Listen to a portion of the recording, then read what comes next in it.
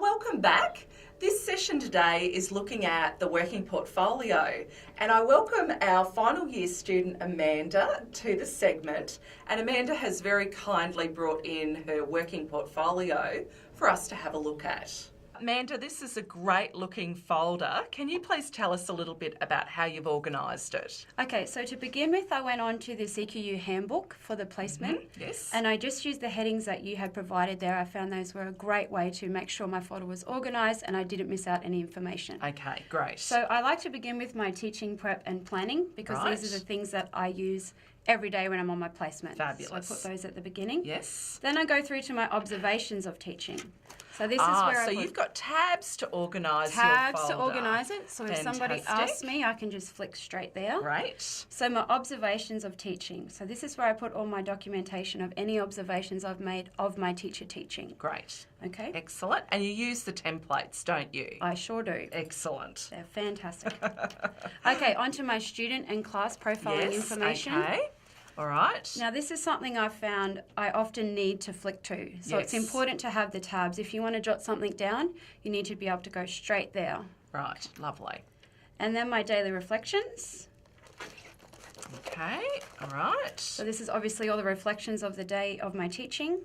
And then my resources. Great. Okay. I've actually found it quite handy to buy some of these folders that clip in. Ah, yes. And you can just put all of your resources in there. I usually put one in every section. So any bulky information I have to put in there, I put straight in the folder, and then it's ready to go in that section. Fantastic. So these are all the resources that you've used in your lessons. That's right. Yes. The ones, if I can't slip them into my little plastic folders, I put them in the folder at the back and they're there ready to go.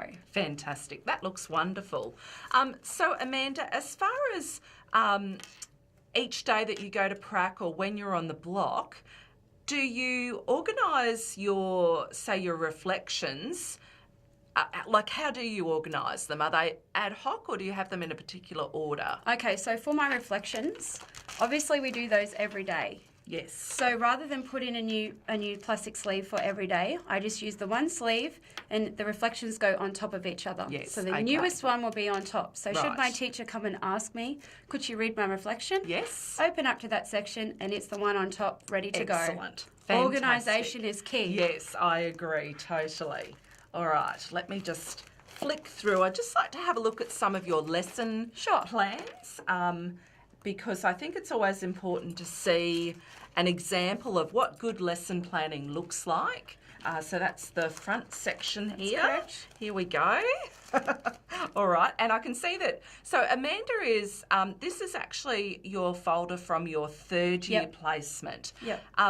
I guess before I get you to show us a lesson plan, your first year and second year placement folder, was it of a similar size? Did you organise it the same way? Absolutely. Yes. Yep. Most of the bulky stuff in here are your resources and your documentation from the school. Yes. Those things you need to collect. Fabulous. They are bulky. Yes. So yes, the folder is always nice and fat, full of information. Right, fantastic.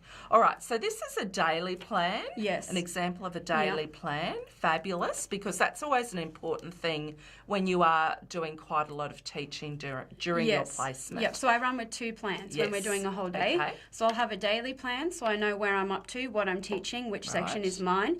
And then from that daily plan, I'll have individual lesson plans ready to go for the lessons I'm teaching. All right. Would you be able to find us a lesson plan for an individual lesson?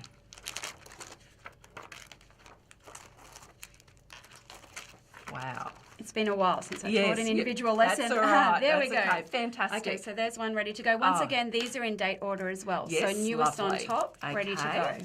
And I'm just going to pull this one out and we will have a look at the fact that you've got some annotations on your lesson plan, which is exactly what you should be doing. Can you just tell us about why you put annotations? Sure. Okay, so once I'm finished teaching a lesson, we're required to have a reflection in here. That's right. Additional to the daily reflection. Yes. So I like to do the lesson reflection for each lesson on the plan that I taught with. That way when I go back, I have notes on there. Fabulous. So the little notes I've made are the sections of the lesson that I thought went really well or things that stood out to me that I could improve next time. Okay. So I can go back and say, well, that didn't work so well. Here's why, and here's what I thought I could do better next time. Right. Excellent. And then that helps you to write that evaluation at the very end. That's correct. Yep. Fantastic. That's wonderful. Thank you, Amanda. I'm very impressed with this. Thank you. Okay, so Amanda, as part of your assessment, and obviously as part of being a graduate teacher, you have to demonstrate the Australian Professional Standards for Teachers.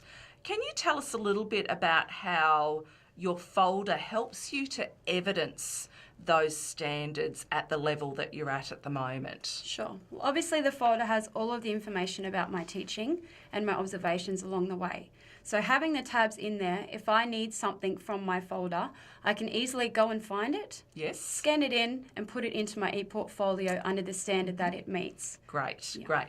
And I would imagine too that when your mentor teacher is completing the assessment criteria at the end of the placement, she or he then is easily able to find evidence to help tick off those standards as well? Yes, that's correct. And we know exactly where we're looking. Fantastic. That's great.